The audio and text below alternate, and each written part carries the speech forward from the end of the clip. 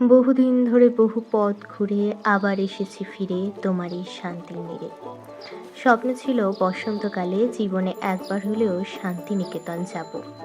প্রতি বছর প্ল্যান করে অবশেষে আসতে পারলাম রবি ঠাকুরের শান্তিনিকেতনে। সকাল 7টায় শিয়ালদা স্টেশন থেকে রওনা দিলাম ট্রেনে চড়ে। বেলা 12টার মধ্যে পৌঁছে গেলাম বোলপুর স্টেশন। সেখান থেকে রিক্সা নিয়ে শান্তিনিকেতন হোটেল গিয়ে একটু ফ্রেশ হয়ে টোটো বুক করে বেরিয়ে পড়লাম শান্তিনিকেতনের রাঙামাটির পথে। চারিদিকে সবুজের সমারোহ, এ যেন এক অদ্ভুত শান্তি।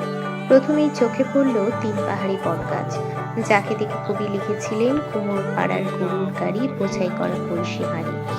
তালধ্বজ, যাকে দেখেই কবি লিখেছিলেন তাল গাছ এক পায়ে দাঁড়িয়ে সব কাজ ছাড়িয়ে উঁকি মারে আকাশে। ফিরিতেছি পাগল হয়ে যে মানুষ চেয়েছে, ফিরিতেছি পাগল হয়ে মরমে জ্বলেছে আগুন আর নেভে না।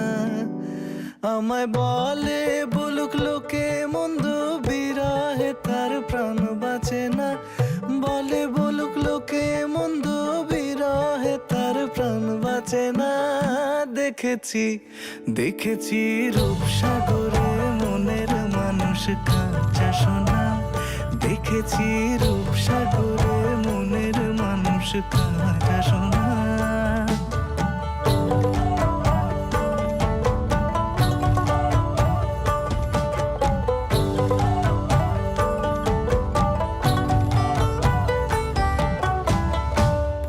কয় ভেবো না রে ডুবে যাও রূপসাগরে, পথিক কয় ভেবো না রে ডুবে যাও রূপসাগরে, বিরলে বসে করো যোগ সাধনা।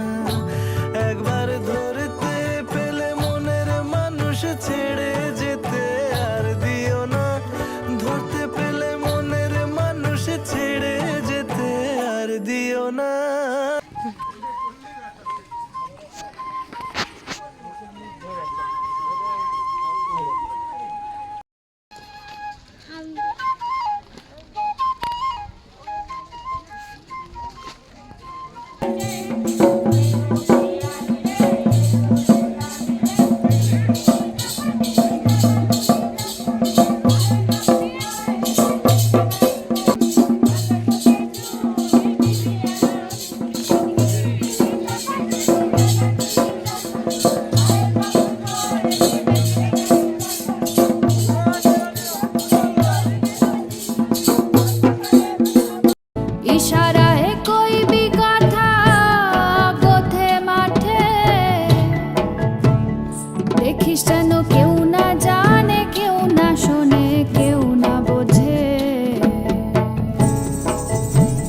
কিছুদিন মনে মনে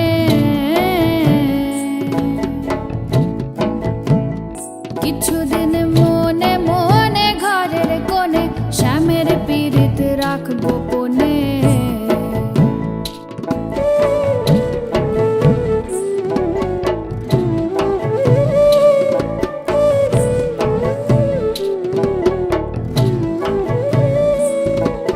শ্যামকে যখন পড়বে মনে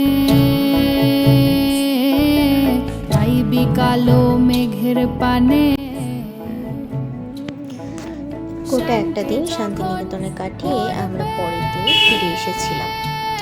মন একটু খারাপ লাগছিল, কিন্তু অনেক স্মৃতি আমরা সংগ্রহ করে নিয়ে যাচ্ছিলাম মনের মধ্যে। তো ভিডিওটা আপনাদের কেমন লেগেছে অবশ্যই জানাবেন। যদি ভালো লেগে থাকে তাহলে লাইক, কমেন্ট, শেয়ার আর সাবস্ক্রাইব করে দেবেন। কিছুদিন